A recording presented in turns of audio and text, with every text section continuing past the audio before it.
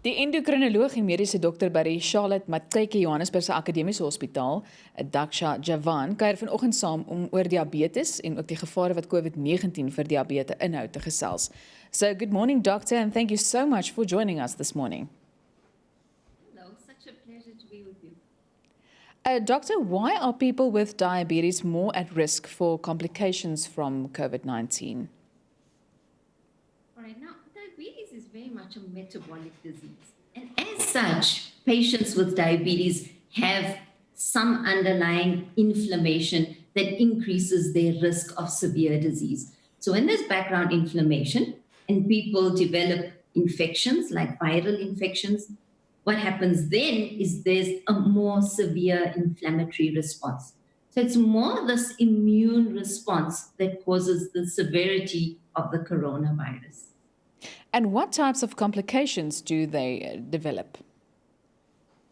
Okay, so usually it is multi-system. So as we know, coronavirus is a multi-system disease.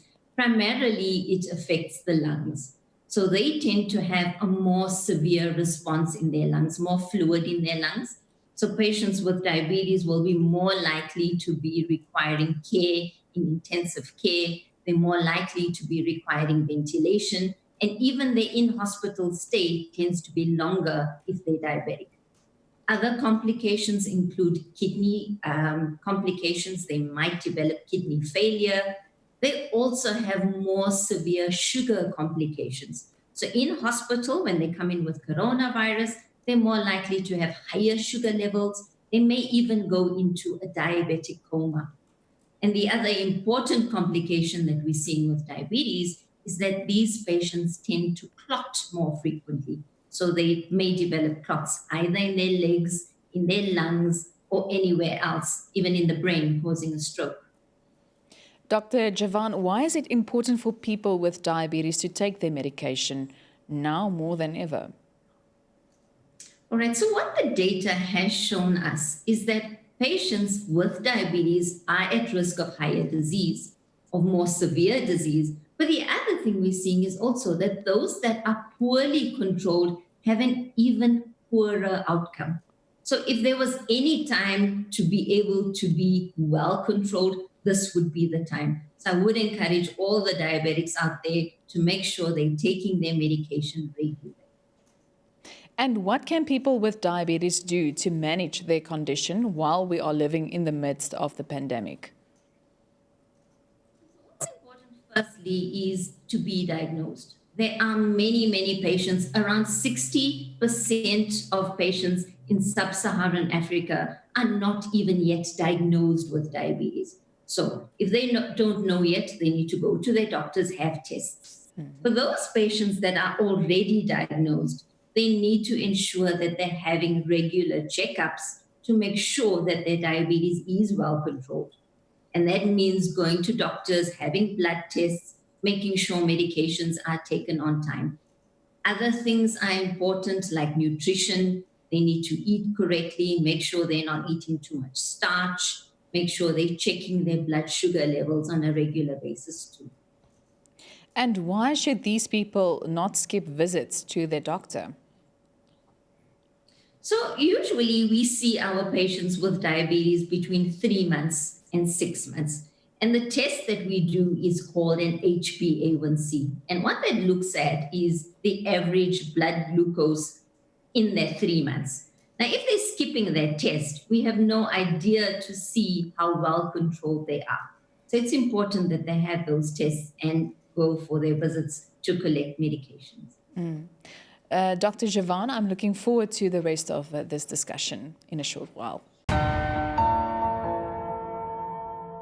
Ons gaan voort met vanoggend se mediese gesprek en die endokrinoloog en mediese dokter by die Maxeke Johannesburgse Akademiese Hospitaal, Dr. Daksha Jivan, kuier vanoggend saam om oor diabetes en dan ook die gevare wat COVID-19 vir diabete inhou te gesels.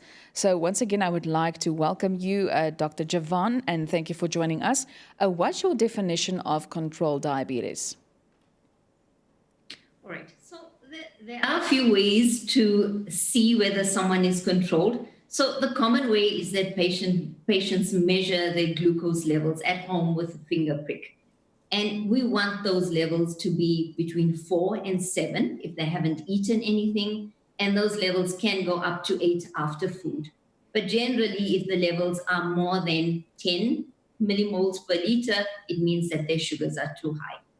Now, the way we have in hospital to measure these levels is to do a blood test, and we call that an HbA1c. And that measures the average glucose in the bloodstream over 3 months. And we want that level to be quite close to around 7.5% to call it well-controlled diabetes. Now, doctor, we have thousands of people who are not aware that they are diabetic. So what do they need to look out for and be aware of, especially now during this pandemic? That's an important one. We do have many patients who are undiagnosed. So firstly, they can look out for symptoms. So things like drinking a lot of water, being thirsty, passing large amounts of urine, being tired all the time, losing weight perhaps. Those are all symptoms of diabetes.